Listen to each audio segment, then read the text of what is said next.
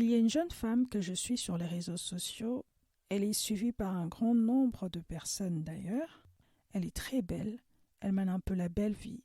Elle envoie l'image d'une femme ambitieuse, une femme qui s'est battue pour arriver où elle en est aujourd'hui. Elle a ses business, gère ses affaires. Vraiment, elle renvoie l'image d'une femme accomplie. Je me rappelle qu'il y a eu un temps où, à force de suivre ses vidéos, je commençais à un peu envier, non, je peux pas dire un peu, je commençais à carrément envier sa vie, envier son train de vie, envier ce qu'elle montrait sur les réseaux sociaux et ce qu'elle dégageait comme charisme. Et un beau jour, je crois que le Seigneur par sa grâce se dit, ok, attends, je vais te montrer ce que tu envies en vérité. Parce que la réalité, ce que j'enviais, c'était ce que je voyais. Mais ce que je ne savais pas, c'est qu'il y avait une réalité spirituelle que mes yeux physiques ne pouvaient percevoir. Un jour, alors que je dormais, je fais un rêve où je la vois avec deux gros chiens. Ce n'étaient pas de chiens qui étaient là en mode protection, non, pas du tout. C'étaient deux gros chiens dont elle prenait vraiment soin et envers qui elle avait une affection assez particulière. Et dans le rêve, j'étais très étonnée. Je l'ai regardée et lui ai demandé « Oh, t'as deux gros chiens comme ça ?» Elle m'a regardé et répondu « Bah ouais, tu ne le vois pas dans mes vidéos ?»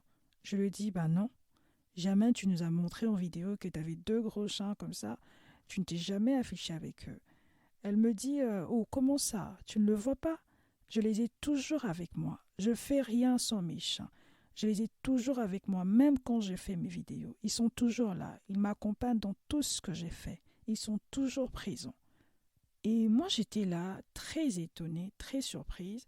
Mais elle me regardait normal. Limite, c'est elle qui s'étonnait du fait que je ne les ai jamais vus.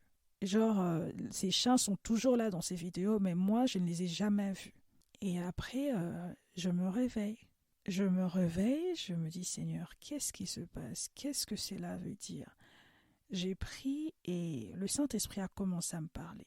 Ce jour-là, le Saint-Esprit m'a dit, lorsque tu envies une personne, tu envies le train de vie d'une personne, sache que tu n'envies pas seulement la personne, mais aussi l'esprit qui anime cette personne, l'esprit ou les esprits qui influencent la vie de cette personne ou son train de vie. Si c'est l'Esprit de Dieu, gloire à Dieu, parce que la Bible dit que l'homme ne donne que ce qu'il a. Donc la personne te transmet les dépôts du Saint-Esprit qu'elle a, l'influence du Saint-Esprit en elle.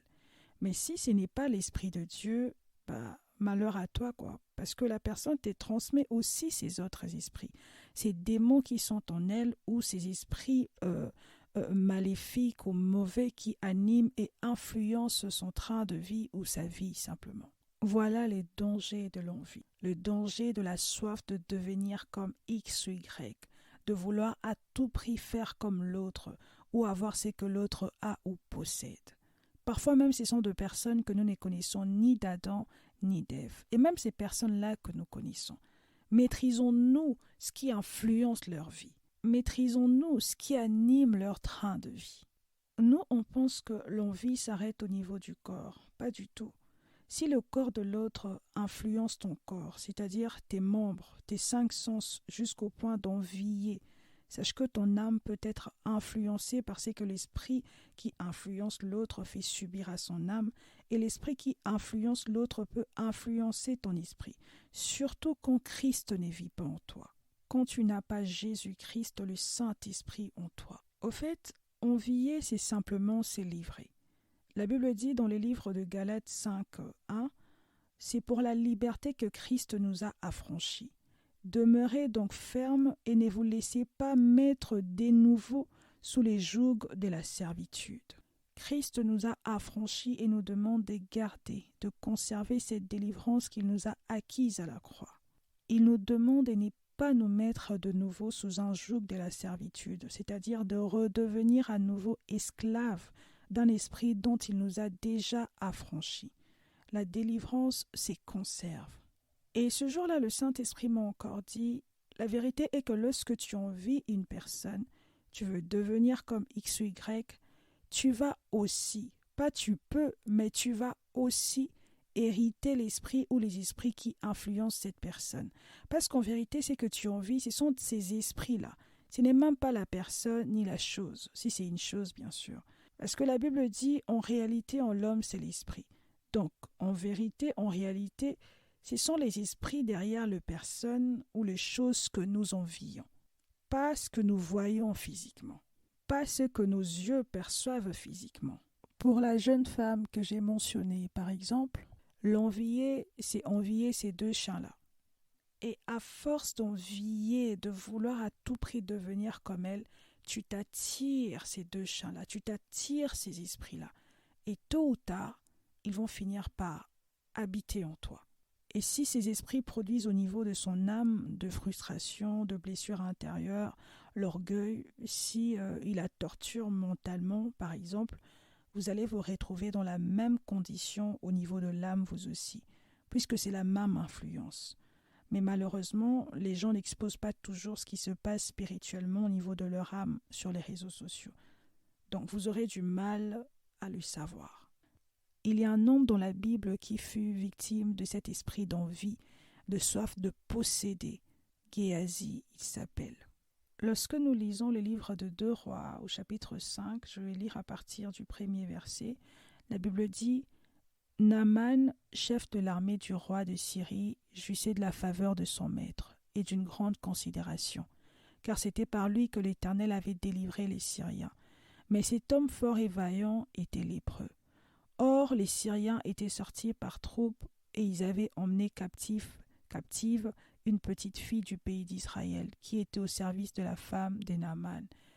Et elle dit à sa maîtresse, « Oh, si mon Seigneur était auprès du prophète qui est à Samarie, le prophète le guérirait de sa lèpre. » Naaman alla dire à son maître, « La jeune fille du pays d'Israël a parlé de telle manière. » Et le roi de Syrie dit, « Va, rends-toi à Samarie, et j'enverrai une lettre au roi d'Israël. » Il partit, prenant avec lui 10 talents d'argent, 6000 cycles d'or et 10 vêtements de rechange. Naaman donnait peut-être l'impression de bien gérer la situation, il allait combattre tout ça de bataille, il faisait tout ce que le roi lui demandait de faire, mais intérieurement il était rongé. Il y avait peut-être de personnes qui l'enviaient, mais qui intérieurement étaient beaucoup plus en paix que lui. Et c'est ce que nous faisons parfois. Nous envions parfois les personnes qui sont beaucoup plus rongées que nous intérieurement. On ne se rend même pas compte de ça. Rien ne vaut la paix. Il y a des personnes qui paraissent bien, mais intérieurement, elles n'ont aucune paix. Mais nous, extérieurement, on a peut-être des difficultés et tout, mais intérieurement, nous sommes en paix. Vous voyez, arrêtez d'envier.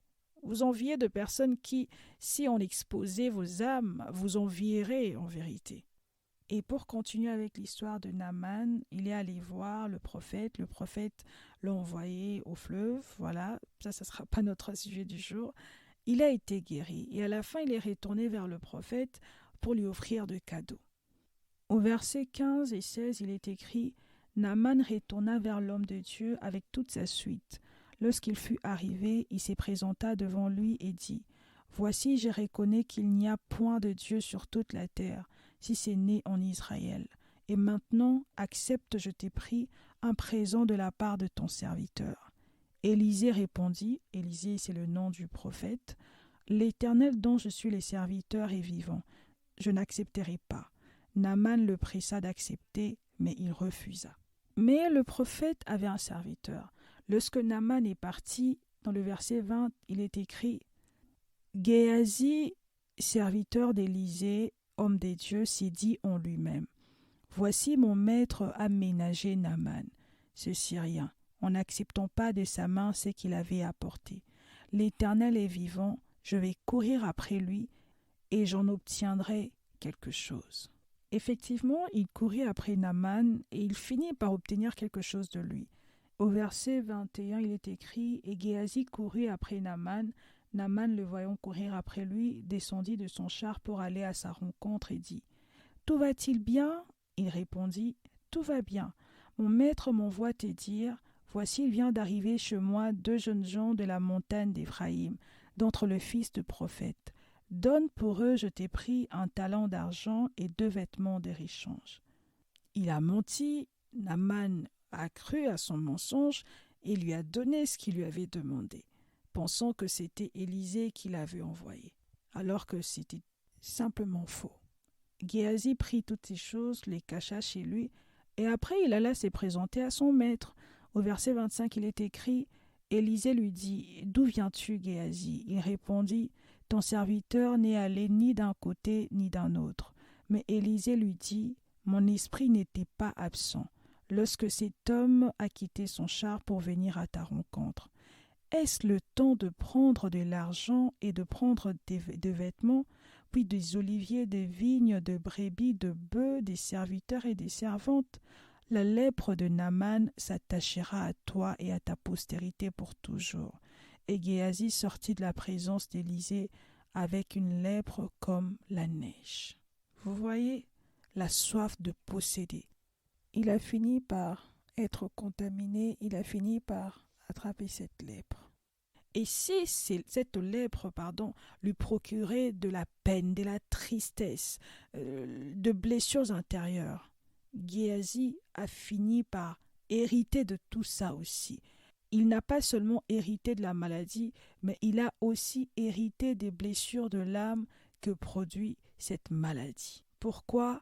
À force de vouloir tout posséder. Son maître lui a dit, ce n'était pas le temps de prendre des cadeaux. Vous pensez que Élisée l'a fait de son gré comme ça? Non, c'est le Seigneur qui lui avait moi je crois que c'est le Seigneur qui lui avait imposé ça. Parce que ce n'était pas encore le temps de prendre des cadeaux, des présents des hommes. Il lui a dit, le temps, ce n'est pas encore ces temps. C'est pareil avec vous et moi. Lorsque le Seigneur ne le permet pas, c'est que ce n'est pas encore le temps. Vous allez finir par avoir un bon train de vie, ces trains de vie dont vous rêvez, mais si ce n'est pas encore le temps, ce n'est pas encore le temps. Patientez, sinon vous allez finir par hériter et de ce que vous voyez et des esprits derrière. Voilà les dangers de l'envie. C'est dommage parce que Dieu avait quelque chose de meilleur pour Géasi. Il y avait l'onction d'Élie, la double portion d'Élie sur Élisée. Tout ça lui était réservé, mais il est passé à côté. Tout ça pourquoi? À cause de la soif des possédés, l'envie. Le Seigneur dit qu'il a des projets de bonheur pour vous et moi. Mais combien sommes-nous passés à côté de toutes ces choses? Combien passons-nous à côté de ces projets de bonheur à cause de l'envie et de la soif de posséder? Lorsque vous enviez, vous mettez même vos proches en danger. Géasi est celui qui a ouvert la porte à l'esprit de lèpre dans sa famille. Lorsque vous tombez dans l'envie, vous exposez votre maison, vous exposez votre famille. N'exposez pas vos vies. Contentez-vous de votre vie. Là, je parle du bon contentement. Aimez ce que vous avez. Aimez ce que le Seigneur vous donne. Soyez patient et patiente. Je vais finir en lisant les livres de Philippiens 4, verset 12. La Bible dit « Je sais vivre dans l'humiliation et je sais vivre dans l'abondance. En tout et partout, j'ai appris à être rassasié et à avoir faim, à être dans l'abondance et à être dans la disette. » Parfois, il faut simplement accepter que c'est pour un temps que Dieu nous laisse être dans une certaine condition. Ce n'est juste qu'une question de temps, je pense que je l'ai même partagé dans un de mes podcasts. Ce n'est juste qu'une question de temps.